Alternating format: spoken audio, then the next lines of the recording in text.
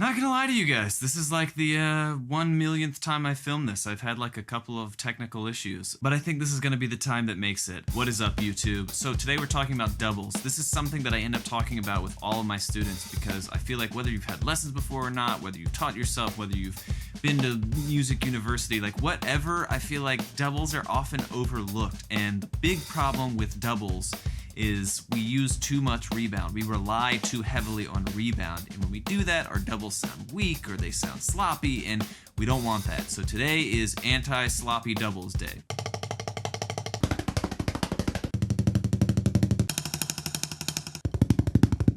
The problem with most people's doubles is that they're relying too heavily on these two fingers, the pointer finger and the thumb, and where it meets the drumstick. That's the only place they're really gripping the stick. These other fingers don't really do much, and it's tragic because your doubles end up sounding sloppy, and that's not what you want.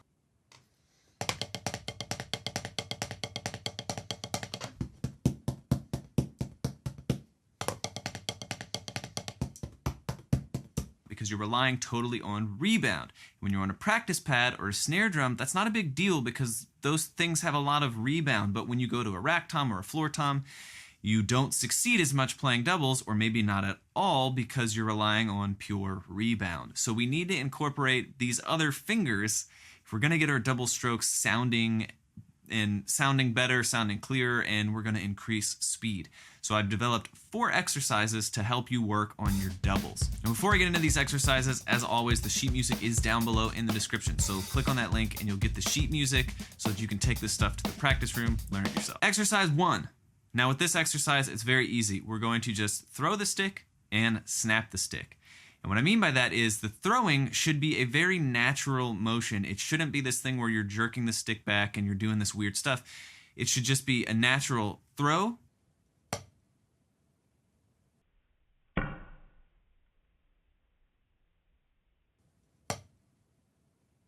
And then the second stroke, the throw is generated from the wrist. The second stroke should be a snap generated from the fingers. So you're throwing the stick with your wrist, snapping it with your fingers. Throwing the stick with your wrist, snapping it with your fingers.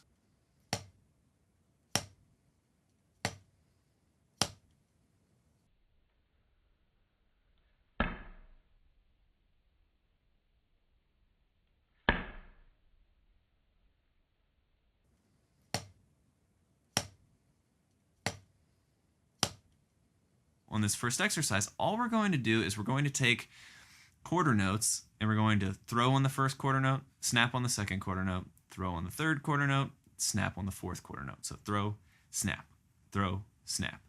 at a slow tempo. The important thing here is the technique is correct, not let's get speed and whatever. That will come as you get better at this technique. So here, that first exercise is at a slow tempo.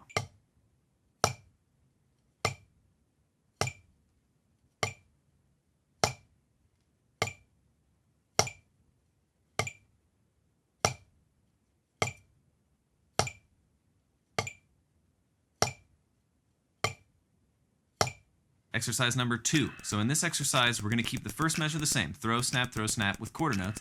And then the second measure, we're going to do eighth notes.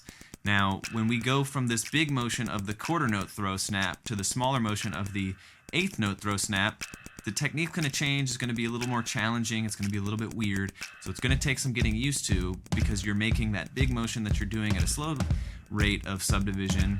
You're going to increase the subdivision and the technique's going to change a little bit. So just be cautious that you're not, when you go from the quarter notes to the eighth notes you're not incorporating that wrist on that second stroke where you would usually snap with the fingers, because when you speed it up, you're going to tend to revert back to whatever is easiest and whatever you've been doing the longest.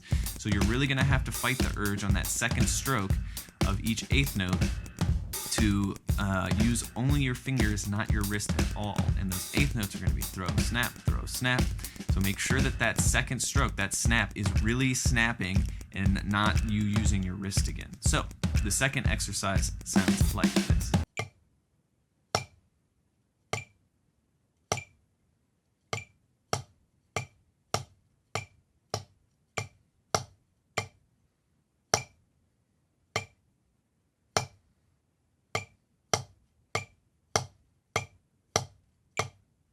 Exercise number 3. This is not 3. This is 3. Exercise number 3. So on this exercise, we're now starting to incorporate a little bit of 16th notes. And more importantly, this third exercise is going to be a 16th note followed by an 8th note. So you're going to throw on a 16th note and snap on an 8th note. Now, because 16th notes are quicker than 8th notes, you now have this kind of awkward offset shuffle thing. Because this motion is now one of the motions in the throw snap is shorter than the other, you're going to start exposing a couple of weird issues and whatever, and just take it slow. You know, it'll all come together. You just have to take it slow and get used to this new motion. So the third exercise is a throw snap, throw snap, throw snap, throw snap, throw snap. So you're going to do a 16th note followed by an 8th note, a 16th note followed by an 8th note, a 16th note followed by an 8th note, a 16th note followed by an 8th note, and then 2 8th notes. And then you're going to switch hands. So it's going to be throw snap, throw snap, throw snap, throw snap, throw snap, throw snap, throw snap, throw snap, throw snap, throw snap. Kind of sounds weird, but it'll make sense. Make sure you get the sheet music. I've labeled the T on the sheet music is for throw, the S is for snap. So you know the throw is with your wrist, the snap is with your fingers, and it'll make sense when you see it on the page.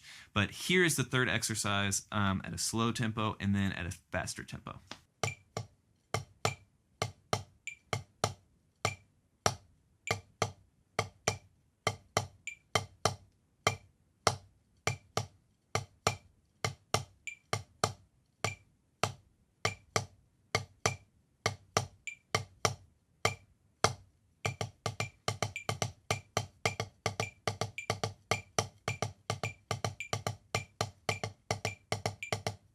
Exercise 4. Now this is kind of where everybody gets tripped up, not just with, technique things, but with fills, grooves, all of that stuff. Is when we practice stuff, we usually practice it in isolation. You need to be able to play doubles whenever, wherever, and following whatever came before it. So a lot of times when we go from playing a bunch of singles to doubles, it'll take a second for us to settle into the doubles sounding good. And then when we play a bunch of doubles and we go back to singles, it'll take a second for the singles to start sounding even and good because we're coming from switching a different technique. What this exercise is designed for you to do is work going from singles to doubles really quickly. So this exercise is one that a lot of you are probably familiar with. It's a whole measure of 16th. It's 3 measures of 16th notes. The first measure is singles, the second measure is doubles, and then the third measure is paradiddles. And the singles are obviously just right, left, right, left, right, left. Great. The doubles is a whole measure of 16th note doubles, right, right, left, left, right, right, left, left. That'll get us the throw snap. And then the third measure, a paradiddle, is 2 singles, right, left, and then a double, right, right, and then left, right, left, left. So it's single, single, double, single, single, double. And that's really going to get you used to using this right next to, along with singles. It's really going to test your new throw snap ability and really make sure that you are truly using your fingers to snap that stroke back. And when you tie it all in with singles, it's just going to push your technique to the next level. So the 4th exercise, here it is.